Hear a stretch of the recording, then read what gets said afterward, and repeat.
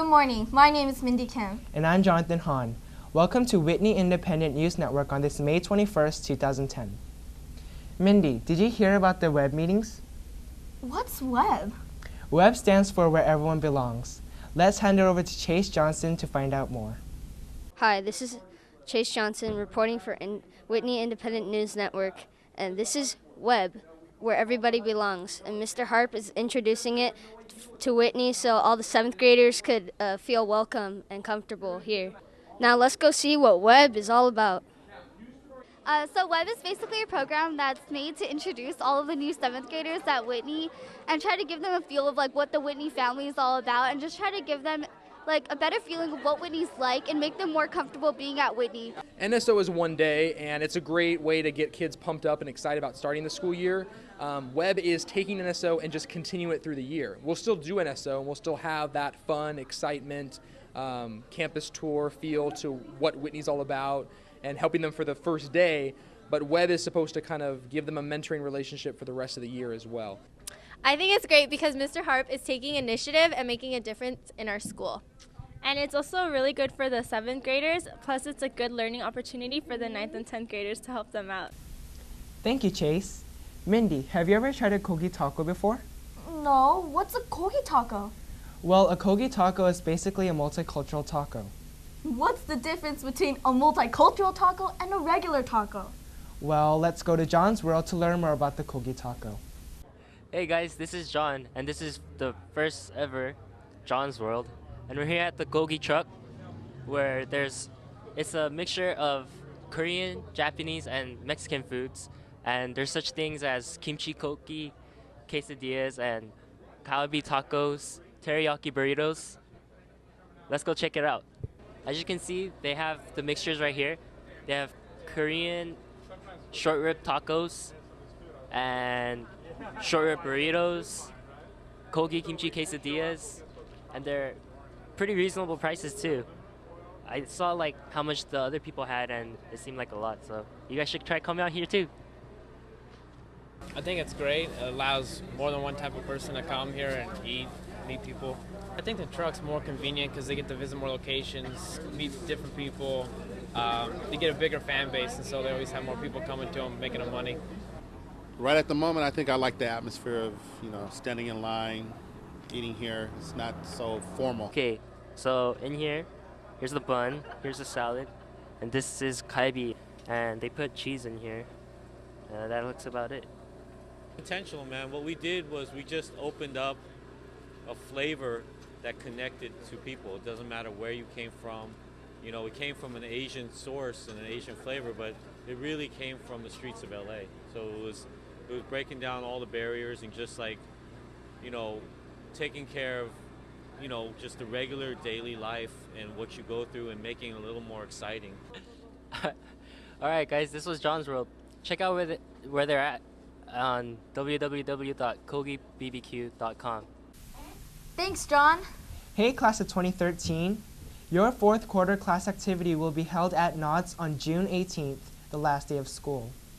Please turn in $25 to Sharon by Friday, June 4th, to ensure a spot on the bus. Have you ever wondered about the college admissions process and what life is like on a college campus? Well, we have Daniel Yang at UCSD to tell you more information about it. I'm nice right now, man. I feel good.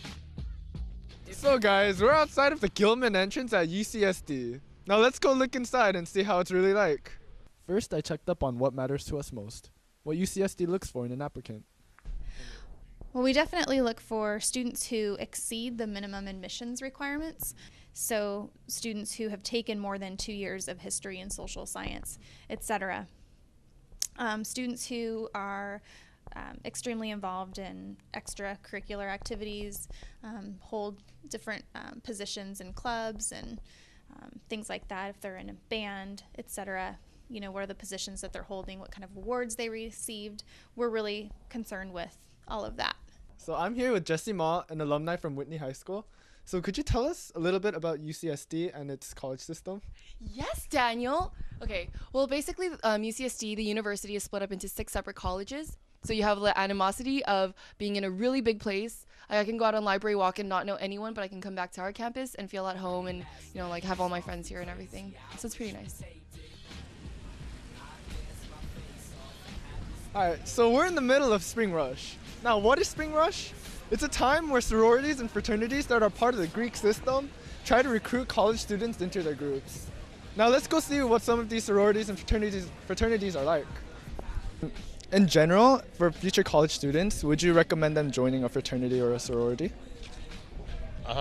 Maybe some sort of pre-professional thing that'll keep you motivated as opposed to a party fraternity, but that's just one man's opinion.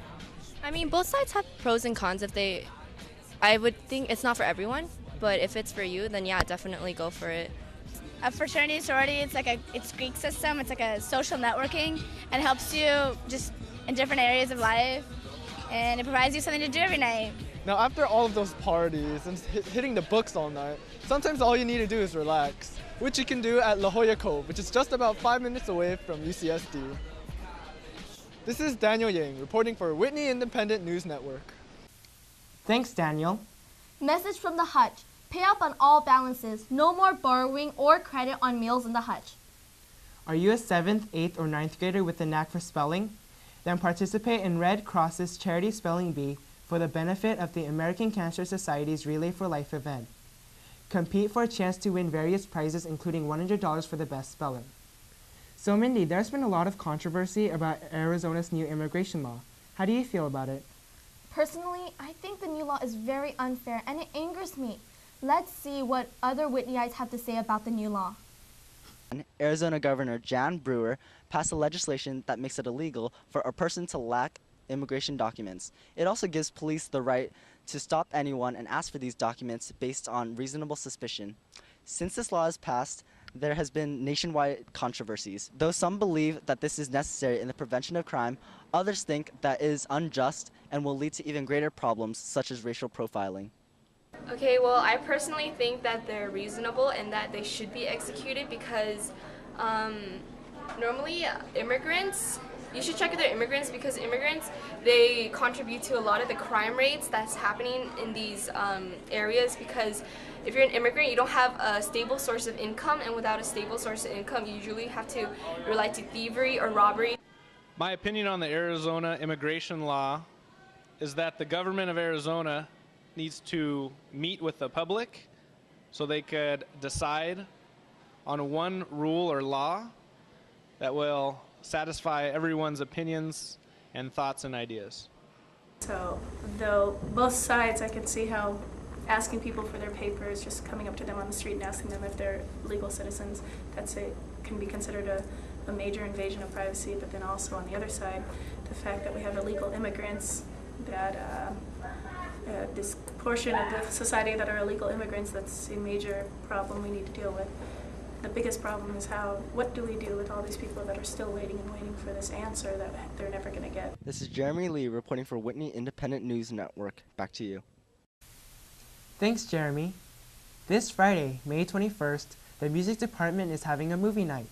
They will be showing Sherlock Holmes in the music room and Get Smart in the NPR. There will also be a game room in Mr. Brent's room. The entrance fee is $5 with a free drink and popcorn. So bring your friends. Everyone at Whitney is invited. Are you going to watch Iron Man? Yeah, definitely. I'm excited for the sequel. No, not the movie. Then what Iron Man are you talking about? The annual Iron Man competition held here at Whitney. Oh, that one. Let's go see how the athletes are training for the Iron Man competition. Hi, I'm Greg Amalo here with current Commissioner of Athletics Chuck Chan and defending Ironman of 2009 Chris Platt. Do you feel any added pressure being the freshman winner of Ironman last year? Yeah, I think there's a little bit of pressure of people expecting me to win this year, but I'm just going to have fun and see what happens. Any specific things you've been doing to train? Just running in PE, and hopefully I'll start swimming soon. Thank you. Do you have any advice for newcomers who are trying Ironman for the first time? Well, definitely I think you should start training if you haven't started yet. As for the day of, you should be very hydrated, eat a lot of bananas, and I think you're good to go. That's it. Thank you very much. This is Greg Amalu with the Honolulu Sports Report. The Robotics Club is hosting a presentation by Tesla Motors engineer Anil Periani today at 3 p.m. in the NPR. Come hear about the future of automobiles and participate in a free raffle for prizes. Thank you for joining us today on Whitney Independent News Network. Please join us in the Pledge of Allegiance. I pledge allegiance to the flag of the United States of America and to the republic for which it stands, one nation, under God, indivisible, with liberty and justice for all.